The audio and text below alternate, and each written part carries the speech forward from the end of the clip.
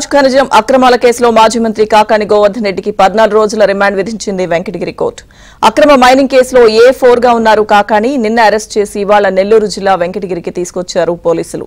విచారణ తర్వాత వైద్య పరీక్షలు నిర్వహించారు. అనంతరం వెంకటగిరి కోర్టులో హాజరుపరిచారు. దీంతో కోర్టు ఆయనకు 14 రోజుల రిమాండ్ విధించింది.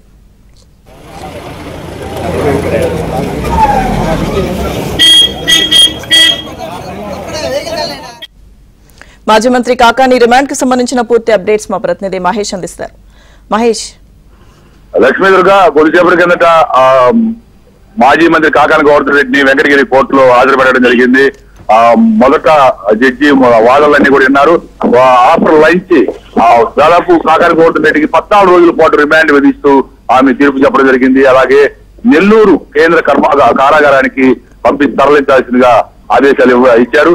ఈ క్రమంలో కాకాని గోవర్ధన్ రెడ్డి వెంకటగిరి నుంచి మళ్ళా నెల్లూరు తీసుకురాబోతున్నారు. నెల్లూరు సెంట్రల్ జైల్లో రిమాండ్ లో ఉండబోతున్నారు. దాదాపు 14 రోజుల పాటు ఉండే అవకాశాలు కనిపిస్తున్నాయి. ప్రధానంగా చూస్తే క్వాడ్జీ భారీ అక్రమాలు, భారీ పేలుడు పదార్థాల వినియోగం, అట్రాసిటీ కేసులు సంబంధించి ఆ కేసులో కాకాని గోవర్ధన్ రెడ్డి A4 గా ఉన్నారు. ఈ కోర్టు వద్ద దాదాపు అంటే 144 సెక్షన్ విధించడం జరిగింది. 144 సెక్షన్ ప్రకారం ఏ నలుగురు కూడా కలిసి ఉండకూడదు. కానీ మాజీ మంత్రి అనిల్ కుమార్ అలాగే వైసీపీ నేతలు వీళ్ళంతా కూడా పెద్ద సంఖ్యలో కార్యకర్తలు గుమిగూర్చారు. అక్కడ 144 సెక్షన్ ని వాళ్ళందరూ కూడా ఉల్లంఘించడం కూడా జరిగింది. ఈ కేసుకు సంబంధించి దాదాపు 2 నెలలుగా కాకాని గోవర్ధన్ రెడ్డి పరారీలో ఉన్నారు. మొదట నేను ఎక్కడికి పోను, నెల్లూరులోనే ఉంటాను, ఈ కేసులు భయపడినా అని చెప్పడం జరిగింది. ఆ తర్వాత అకస్మాత్తుగా ఆయన అదృశ్యం అయ్యారు. తర్వాత పరారైపోయారు. పోలీసుల నుంచి తప్పించి తిరుగుతా ఉన్నారు 2 నెలలుగా. తర్వాత ఎన్నికలకు పోలీసులు బెంగళూరులోని శివారులో ఉన్నటువంటి రిసార్ట్స్ లో నిన్న రాత్రి ఆయన అరెస్ట్ చేయడం జరిగింది. దాదాపు కొద్దిసేపు విచారణ కూడా కొనసాగింది. ఆ విచారణలో పోలీసులు మాత్రం కాకాని గోవర్ధన్ రెడ్డి సహకరించలేనట్టుగా తెలుస్తూ ఉంది. నాకేం తెలియదు, నాకు సంబంధం లేదని చెప్పి ప్రతిదానికి కూడా ఏ క్వశ్చన్ అడిగినా కూడా నాకు సంబంధం లేదని చెప్పినట్లు తెలుస్తూ ఉంది. మొత్తం మీద మరోసారి పోలీసులు కూడా కస్టడీ కోరే అవకాశం ఉంది. ఒక రేపు గానీ ఎల్లుండి గానీ కోర్టును మళ్లీ వెళ్లి కస్టడీ పిటిషన్ వేసి విచారణ నిమిత్తం కాకాని గోవర్ధన్ రెడ్డి కస్టడీ తీసుకునే అవకాశాలున్నాయి. ఇప్పటికే ఈ కేసులో పోలీసులు చాలా వేగంగా దర్యాప్తు కొనసాగిస్తూ ఉన్నారు. దాదాపు 250 కోట్లకు విలువ చేసే ఈ క్వాడ్జీ అక్రమాలు జరిగాయి.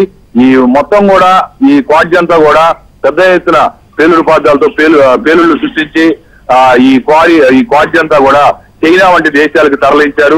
ఇక్కడి నుంచి చెన్నైకి ఏ ఏజెన్సీలకు వెళ్ళాయి, అక్కడి నుంచి చైనాకి ఎలా వెళ్ళాయి, ఆ తర్వాత ఆ నగదంతా కూడా 250 కోట్లకు పైగా నగదంతా కూడా ఎవరి అకౌంట్లకు వచ్చాయి అనేది కూడా వివరాలు దాదాపుగా తీసుకున్నట్లుగా తెలుస్తూ ఉంది. అలాగే సోమిరెడ్డి ఎమ్మెల్యే సోమిరెడ్డి కూడా ఇప్పటికే కొన్ని ఆధారాలు, కీలకమైనటువంటి ఆధారాలు కూడా ఇవ్వడం జరిగింది. అక్కడ ఆ ప్రాంతంలో ఆ పేలుళ్లు సృష్టించినప్పుడు క్వాడ్జీ అక్రమాలు జరిగే టైంలో సమయంతో పాటు ఆ ప్రదేశం అవన్నీ కూడా ఫోటోలు తీయించడం, వీడియోలు ఇవన్నీ కూడా రికార్డ్ చేయించడం జరిగింది. అవన్నీ కూడా పోలీసులకు ఇచ్చారు. అలాగే ఈ కేసులో మరొక 13 మందికి కూడా ఇప్పటికే పోలీసులు నోటీసులు ఇచ్చారు. వాళ్ళందరినీ కూడా పిలిచి విచారిస్తున్నారు. మొత్తం ఈ కేసులో 10 మంది నిందితులు ఉన్నారు. వాళ్ళల్లో 2 ముందుగా బెయిల్ తెచ్చుకున్నారు. మరొక 3 పోలీసులు అరెస్ట్ చేసి రిమాండ్ కి పంపించారు. ఈ కేసులో ఆల్రెడీ 3 నిందితులు రిమాండ్ లో ఉన్నారు. ఇప్పుడు కాకానితో 4, ఆ సంఖ్య 4 పెరుగుతుంది. మిగిలిన వారిని కూడా ఒక 4 పట్టుకునే ప్రయత్నాల్లో పోలీసులు ముమ్మరంగా వాళ్ళ కోసం కూడా గాలింపు చేపట్టారు. మొత్తం మీద ఏ రోజు ఈ కేసు ఎటు మలుపు తిరుగుతుందో అర్థం కానటువంటి పరిస్థితి ఉంది. పోలీసులు మాత్రం ఒకటే చెప్తున్నారు, ఈ కేసుని చాలా ప్రిస్టేజియస్ గా తీసుకొని విచారణ సాగిస్తున్నామని. జిల్లా ఎస్పీ కృష్ణకాంత్ ఈ కేసును ప్రిస్టేజ్ గా తీసుకొని విచారణ జరిపిస్తున్నారు.